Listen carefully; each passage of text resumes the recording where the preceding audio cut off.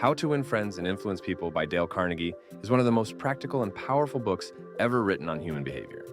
How to connect with others, earn their trust, and win them over without force or manipulation. Bob Hoover, a famous test pilot, was flying back from an air show in San Diego when both engines on his World War II propeller plane suddenly cut out mid-flight. Despite the life-threatening situation, Hoover managed to safely land the plane, saving everyone on board. But the aircraft was badly damaged. It turned out that the plane had been mistakenly filled with jet fuel instead of aviation fuel at the airport.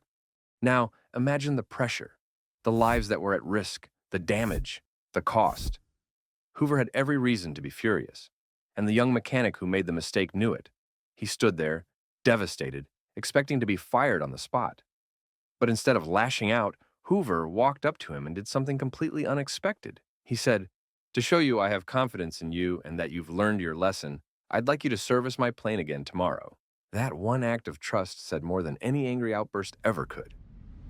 Why did Hoover choose this path? Because he understood something essential about human nature. People don't respond well to criticism.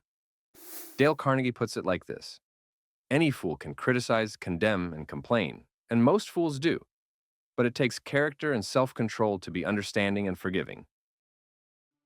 Principle 2. Give honest and sincere appreciation. Dale Carnegie shares a story about a manager named George Johnson who had an underperforming employee, Tom.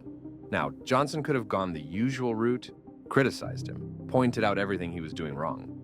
But instead, he called Tom into his office and said, "Tom, I've noticed your keen eye for detail and strong analytical mind. These qualities are incredibly valuable to our team. With just a little more focus, I truly believe you could become one of our top performers. If you want someone to take action, don't pressure them, inspire them. Sure, you can force people to do things. You can pull rank, guilt trip, threaten them with consequences, but that creates resentment, resistance, and over time, it erodes trust. There's only one reliable way to get someone to do something. Give them what they want. But what do people actually want? Long before Maslow's hierarchy of needs, Dale Carnegie already laid out the basics.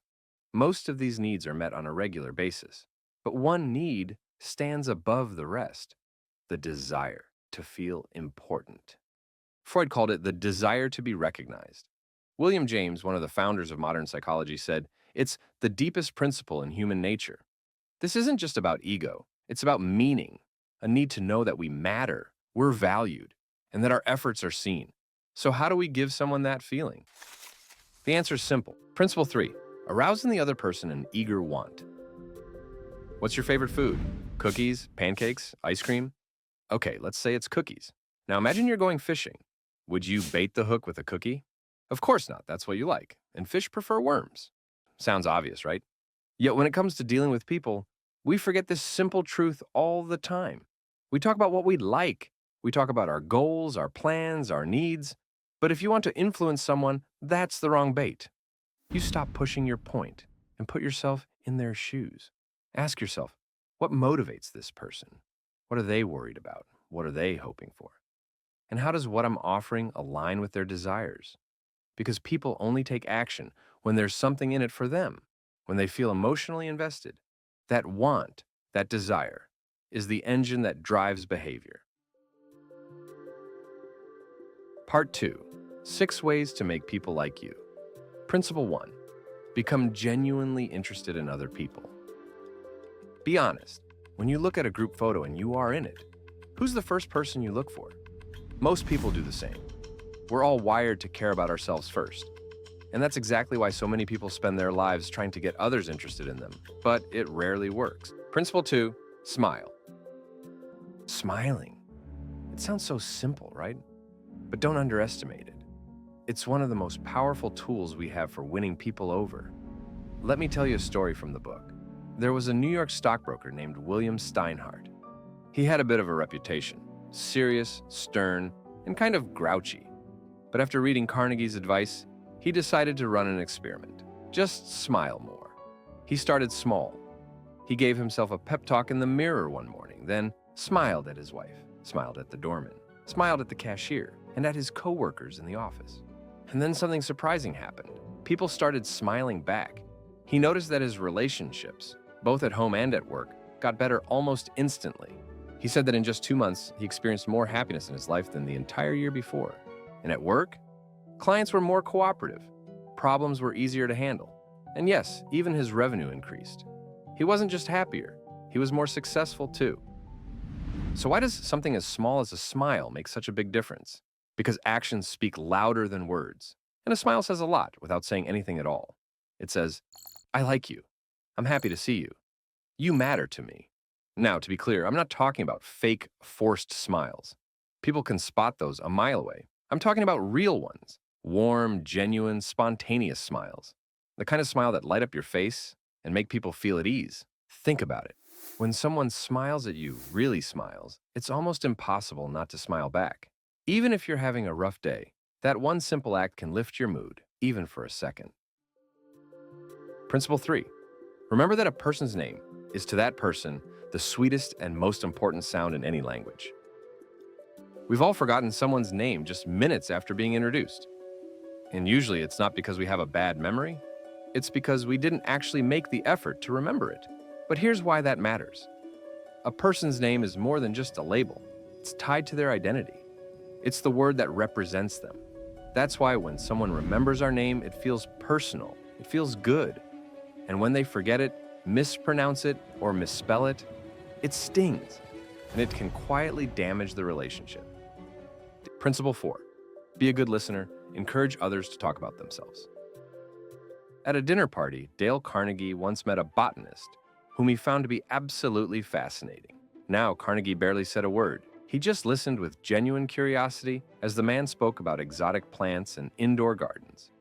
By the end of the night, the botanist told the host, Dale is a fascinating conversationalist. Funny thing is, Carnegie had hardly spoken. He just listened, really listened, and that alone made him seem interesting. Here's what Carnegie realized. He thought I was a good conversationalist when in reality I was just a good listener. People crave attention, not fake attention, but real, present, full focus attention. If you want someone to like you, to trust you, or to feel good around you, let them talk about themselves and actually care about what they're saying. Even the most difficult person can be softened with a patient and sincere listener. Imagine a customer storming into a store, frustrated and ready to complain. If the clerk brushes them off or interrupts them, things get worse. But if the clerk simply listens, not defensively, not passively, but genuinely, that customer will often calm down on their own. Because what most people want isn't just a solution. They want to feel heard. They want to feel like they matter. The truth is, most people don't listen with the intent to understand. They listen with the intent to reply. But if you want to stand out, do the opposite. Ask thoughtful questions. Be curious about the other person's life, work, struggles, and dreams. Talk about Principle 5. Talk in terms of the other person's interests. People love to talk about the things they love. So, if you want to connect with someone, talk about their Principle 6. Make the other person feel important and do it sincerely. There's one simple rule that can transform your relationships with friends, coworkers, clients, even strangers. If you follow it, you'll win friendship and happiness. Ignore it, and you'll constantly run into resistance. The rule is this: make the other person feel important, and do it sincerely. Think about it. You want to feel valued, to be seen, to be acknowledged. Not with fake flattery, but with genuine recognition. And when someone notices your effort, your strengths, your progress, it feels good. It energizes you. It builds trust. And that's exactly what others do. But here's the problem. Most people don't make the effort. We're so focused on our own day, our own stress, our own goals. And we forget the easiest way to brighten someone's day is simply by making them feel seen. Look around. The bored cashier, the tired delivery driver, the waiter with a forced smile. They all have something you can admire, even if it's small. Maybe it's how they stay calm under pressure, or the way they keep showing up, or how they stay kind to difficult people. Find that thing and point it out, not because you want something in return, but Part 3, how to win people to your way of thinking. Principle 1, the only way to get the best of an argument is to avoid it. Best way to win an argument is to avoid it altogether. Why? Because no one actually wins an argument. If you lose, well, you lose. But even if you win, chances are you've bruised their ego. made them feel small or embarrassed. And here's the thing. When people feel attacked, they don't change their mind. They dig in deeper. 9 times out of 10, everyone walks away from a debate more convinced than ever that they were right all along. As the old saying goes, so what should you do when a disagreement starts brewing? Welcome the disagreement. If someone sees something differently, that might actually be a gift. They could be pointing out a blind spot or helping you avoid a mistake. Distrust your first reaction. Our natural reaction to a disagreeable situation is to get defensive, keep calm and open, control our temper. Anger only escalates things. Nothing productive comes from a short fuse. Listen first. Let the other person speak fully without interrupting. Really listen. Don't just wait for your turn to talk. Look for areas of agreement. Start by finding areas where you agree. Even small ones can build connection. Admit your mistakes. Be honest. If you're even partly wrong, say so. It builds trust and lowers defenses. Promise to think it over. Don't fake it. Mean it. Tell them you'll consider their perspective and thank them for sharing it. That kind of respect can go a long way. Postpone any decisions. Give both sides time to cool off and reflect. Sometimes clarity comes with a little space. As Dale Carnegie put it, if you're going to prove anything, don't let anybody know you're doing it. Do it subtly, so no one feels you're proving anything at all. Here's why that matters. Most people don't cling to their ideas because of logic. They cling to them because of pride. Psychologist James Harvey Robinson explained it best. We often form our opinions casually, but the moment someone threatens to take them away, we defend them fiercely, not because of logic, but because of pride. So next time you disagree with someone, don't come in swinging. Try something like, I thought otherwise, but I could be wrong. Let's look at the facts together. It's simple but powerful, because now, instead of putting someone on the defensive, you're inviting them into a conversation. You're showing that you respect them, and that opens the door to real understanding. Principle 3. If you are wrong, admit it. Did that work? Because Carnegie didn't argue. He didn't deflect. He gave the officer what he really wanted, a sense of importance. When you admit your mistakes, sincerely and even enthusiastically, it disarms people. You take away their reason to fight. You surprise them. And often they'll respond with understanding instead of judgment. As Carnegie wrote, any fool can try to defend their mistakes, and most fools do. But it raises you above the herd and gives you a feeling of nobility to admit your mistakes. Principle 4. Begin in a friendly way. One day, the wind and the sun found themselves arguing over who was stronger. The wind, confident, said, "I'll prove my strength. See that old man down there? I bet I can make him take off his coat faster than you ever could." The sun agreed and hid behind a cloud. The wind began to blow, hard. But the harder it blew, the tighter the man held his coat around him. Finally, exhausted and out of breath, the wind gave up. Then the sun came out from behind the cloud.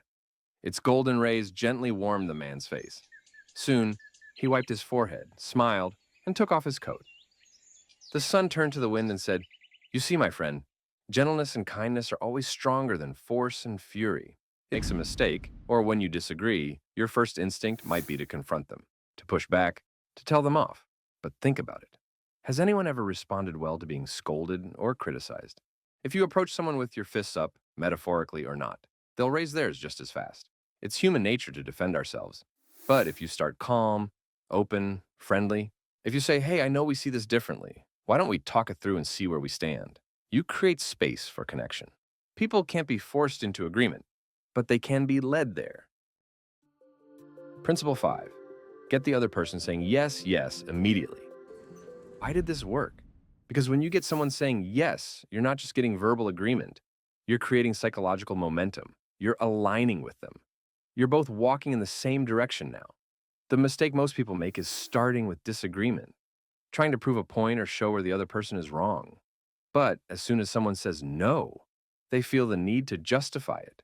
Their ego kicks in, and now they're not listening to you. They're preparing to defend themselves. So when you need to influence someone, whether you're making a sale, negotiating, or just having a difficult conversation, don't lead with your strongest argument. Lead with something they already believe. Start where you agree. Those early yeses lay the foundation. Once someone starts agreeing with you, they're far more likely to keep agreeing, because now they feel like you're on the same team. It's a simple truth. People don't want to be lectured. They want to be heard. And if you want someone to listen to your ideas, you need to listen to theirs first. When you let others do the talking, you give them a sense of importance. You make them feel valued, and that makes them want to listen to you in return. Too often, especially when you disagree with someone, the instinct is to cut in, to correct them or prove your point. But every time you interrupt, you're making it harder for them to hear you. So instead of rushing in, be patient. Ask questions like, what makes you feel that way? What do you think we could do differently? Then listen. Really listen. Let the silence sit if it needs to. Because when you give someone room to speak, they'll not only feel respected, they'll become more open to what you have to say. This applies in business, in family, and honestly, everywhere. The more you listen, the more powerful your words become. Principle 7. Let the other person feel that the idea is his or hers. It doesn't matter how good your idea is. The moment it feels forced, people push back. But when you guide someone to a conclusion and let them feel like it was their idea, that's when you unlock real influence. The rule is simple. You trust what you come up with more than what someone hands to you. That's why when you're trying to persuade someone, it's often smarter not to pitch your idea directly, but to guide them toward it, step by step, and let them feel it's theirs. So if you're trying to influence someone, whether it's your boss, your partner, or a client, ask yourself, do you care more about getting the credit or getting the result? Because often, the best way to win someone over is to let them take the spotlight. Principle 8. Try honestly to see things from the other person's point of view. One of the most underrated skills in human relationships is the ability to truly step into someone else's shoes, to see the world from their perspective. Even if the other person is completely wrong, they don't think they are. That's the problem. And if you jump straight to blaming or correcting them, you've already lost them. Instead of saying, you're wrong, pause and ask yourself, how would I feel if I were in their situation? Ask why they might see the world that way. There's always a reason. And when you find that reason, you unlock their behavior. And maybe even Principle 9, be sympathetic with the other person's ideas and desires. Here's a magic phrase that can dissolve arguments, win goodwill, and make someone actually want to listen to you. I completely understand how you feel. If I were you, I'd probably feel the same way. That's it. And the best part is, you can say it honestly, because if you were that person, with their upbringing, their struggles, their pressures, you would feel the same. This isn't about manipulation. It's about empathy. Dale Carnegie said, 3/4 of the people you will ever meet are hungering and thirsting for sympathy. Give it to them, and they will love you. Think about it. When you're upset, do you stop and think, wow, I'm being totally irrational, but I'm going to stay mad anyway? Of course not. When you're upset, your feelings make perfect sense to you. And that's exactly how everyone else feels about their emotions too. If someone's angry at you, sympathize with their feelings first. Say, I understand why you're upset. Once they feel seen, they stop trying to prove their emotions are valid. And they often start seeing your side too. Principle 10, Carnegie says that when people do something, they usually have two reasons. One that sounds good, and the real one. The real reason might be selfish, but the reason they tell others and themselves is usually tied to their values. So when you want to influence someone, don't argue with their hidden motives. Appeal to the ones they're proud of. Want your child to follow through on their responsibilities? Say, you've always been so responsible with your chores. That's why I was surprised to see your bed wasn't made this morning. Want your boss to reconsider a decision? Try. I've always respected how fair you are when it comes to promotions, which is why I wanted to bring this to your attention. When you speak to the best in someone, you give them something to live up to. Price of a newspaper. The result? The message hit hard. The critics looked ridiculous. Why? Because the book made the point dramatically, visually, emotionally, and people remembered it. Principle 12, throw down a challenge. If you're struggling to motivate someone, one of the most powerful ways to spark action is simple. Turn it into a challenge. The drive to compete and to surpass ourselves is one of the deepest forces in human nature. not just for money, but for something even stronger: the pride of doing better, surpassing others, and proving what you're capable. Behavioral scientist Frederick Hertzberg studied thousands of workers from factory floors to executive suites. He found that what motivated people most wasn't money, perks, or praise. It was the work itself. If it felt meaningful, if it felt like a challenge, they were all in. This is what successful people crave: the game, the chance to express themselves, to test their limits, to excel. Part 4. Be a leader. How to change people without giving offense or rousing resentment. Principle 1. Begin with praise and honest appreciation. Let's say someone messed up, and you need to tell them. If you start by pointing out what went wrong, their defenses go up instantly. But if you begin with something they did well, a lot of people talk about the criticism sandwich: praise, then feedback, then more praise. But if it's not genuine, people will spot it a mile away. So skip the fluff. Be real. Say something you actually admire. You always put thought into your work. You're great at presenting complex ideas clearly. Then, and only then, move into what could be improved. Principle 2. Call attention to people's mistakes indirectly. Being directly criticized stings more than it helps. And when it happens in public, the embarrassment and resentment are even stronger. Even if you're right, pointing out someone's mistake too directly here's why this works. When you criticize directly, people usually get defensive. But when you nudge them with subtlety and respect, they stay open. Even something as small as changing one word can make a big difference. Let's say you're giving someone feedback. Most people say something like, "You're doing great, but," and that "but" instantly erases everything that came before it. The praise feels fake, like a setup for the real message: criticism. For example, a parent trying to convince her son to care more about his schoolwork might say, "We're really proud of you, Charlie, for getting better grades this semester. But if you had worked harder in your math class, you would have done even better."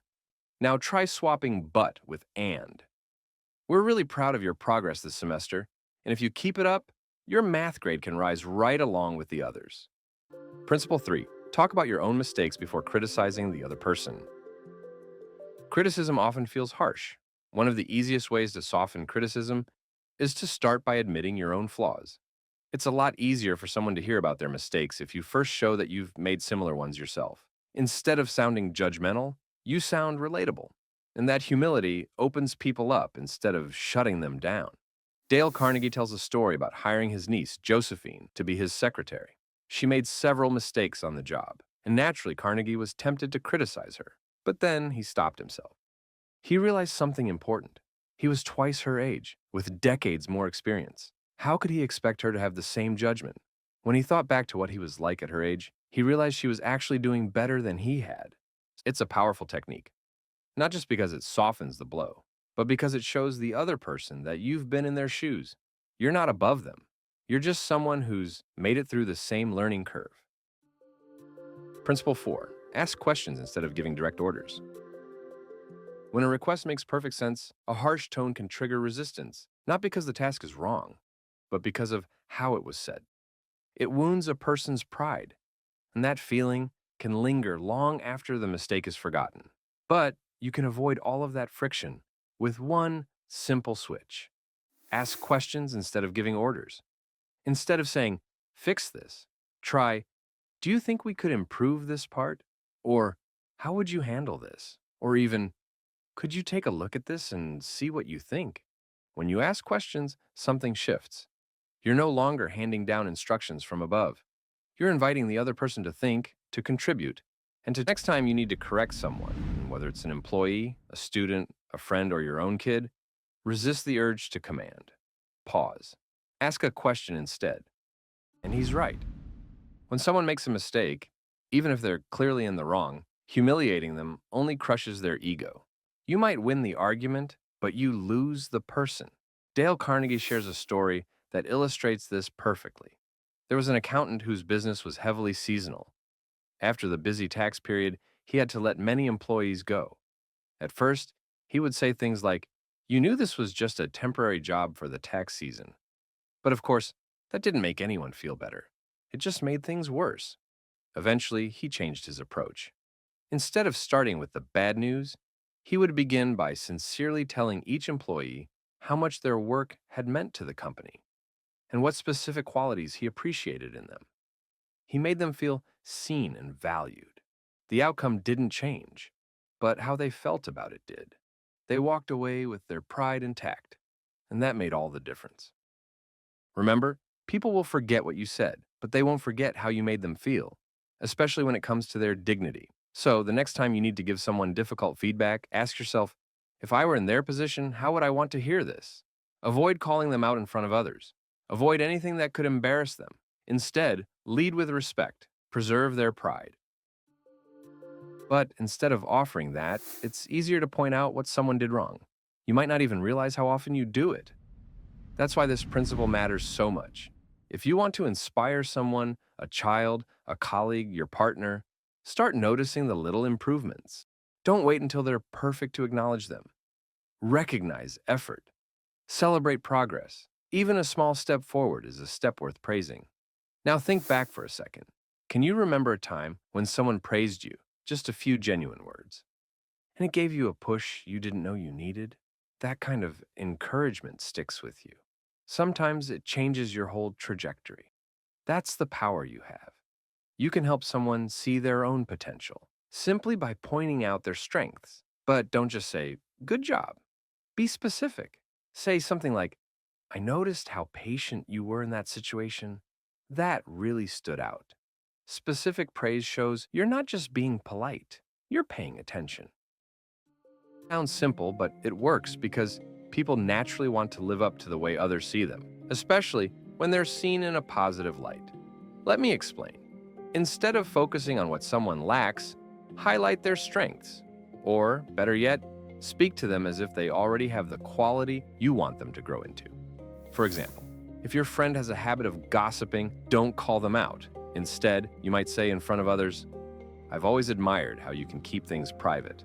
You're one of the few people I know I can trust with anything."